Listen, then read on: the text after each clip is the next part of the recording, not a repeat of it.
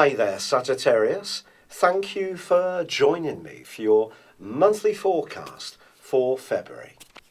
And welcome to what could be one of the most dramatic months you've experienced for many a moon.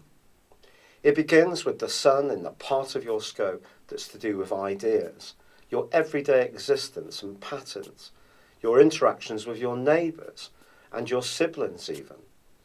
If you're someone who has a message that you want to share with a wider audience, this month is going to be supremely important for you.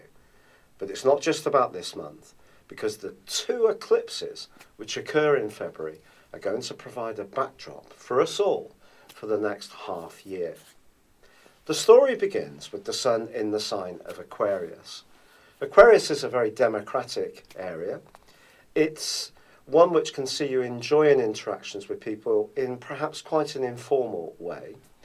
If you enjoy any kind of mental challenges, whether it's crosswords, quizzes and puzzles or brain tweezers, entering competitions, or just having fun, being very bright and on the ball when it comes to text messages and emails, it's all supported by the sun's location here.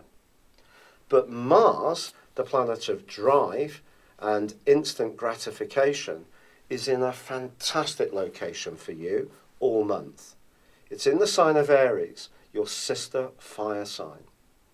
Mars here is going to give you a real extra sense of vitality. You're also going to feel good about yourself in terms of your powers of attraction. Venus, the planet of love, joins up with Mars on the 4th of this month, also in Aries. The two are not going to be conjunct, which is very potent, but the midpoint between the two is in itself going to be very important throughout February for you, because I think it can rejuvenate your love life or see you having great fun. And the talkative quality of Aquarius linked with the showcasing that Venus and Mars give you in the sign of Aries of your natural powers of personality is a marvellous combination, and it's a rare one. So it's one that you do need to seize. It's also an opportunity for you to think about the way that the ideas you have are received by others. And once Mercury moves on the 7th, joining up with the sun in Aquarius, that's going to help that process. Mercury then goes on to forge an amazing link with Mars from the 12th to the 22nd. This is going to give you even more vibrancy and verve. But also, your ruling planet Jupiter is going to be slamming on the brakes on the 6th. Jupiter, of course, is all about expansion, optimism, the kind of qualities that are threaded deep within your personality. But this retrograde for 16 weeks is not going to mute you and the way you connect with others, or even around your long-term plans, but it does suggest that maybe you need to be a bit more open-minded. Jupiter continues to forge an amazing link with Uranus, the planet of innovation, and Saturn in your sign, the planet of stability. When we put these three influences together, as long as you stay open-minded, and there's every chance you will this month, there is fantastic opportunities for you to keep taking small but significant steps forwards, which over time can become something really substantial. However, there is also the move of the sun on the 18th into the sign of Pisces. Here, laying in wait, you have the gentle, beguiling influence of Neptune.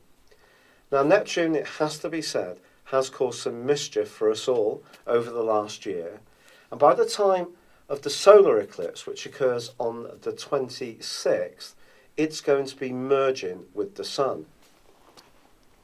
This is going to give you an opportunity to think more about how you relate to people at a more emotional level. But the solar eclipse is going to link in with the lunar eclipse, which occurs on the 11th, and that is in the sign of Leo, also your sister fire sign. What makes that lunar eclipse so very, very special is that it is exactly going to be linking with Uranus, Jupiter and Saturn.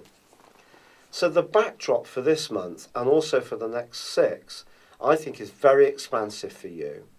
But the way you carry it out always has to be with you mindful of the impact that it will have, any changes you make, at a more emotional level. So where you live, how you live there, and who with, and who you're closely bonded to, are going to be just as important as the more dramatic events, which I think can definitely unfold for you. Also, Mercury moves on the 26th into the sign of Pisces, but Mercury is not happy in this location. It's not happy in your sign either, but in the sign of Pisces, not only is it in detriment, it's in full as well. The inference here is that there could be some conversations towards the end of this month which are tending to be rather blurry. With the North Node in Virgo, which of course is very practical, also in opposition to Mercury as this month comes to a close, this is just saying to you, as you think about the changes that you make, not only should you think and be mindful of how it feels, but also how it plays out in your wider life. And yet, the rebel in you, if you do feel restricted or unhappy, can definitely be unleashed from the 22nd through to the 29th. This is because Uranus is going to be joined by Mars in Aries, and the two are going to be squaring up with Pluto. For you, Pluto is in your sector of values, but also money.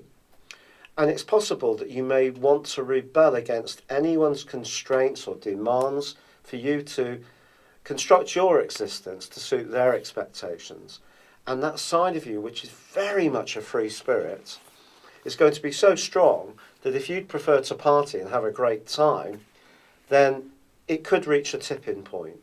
But you have to be aware that if you push the rebellious agenda, it may be to your detriment if it doesn't keep that foundation in your world, which we all need.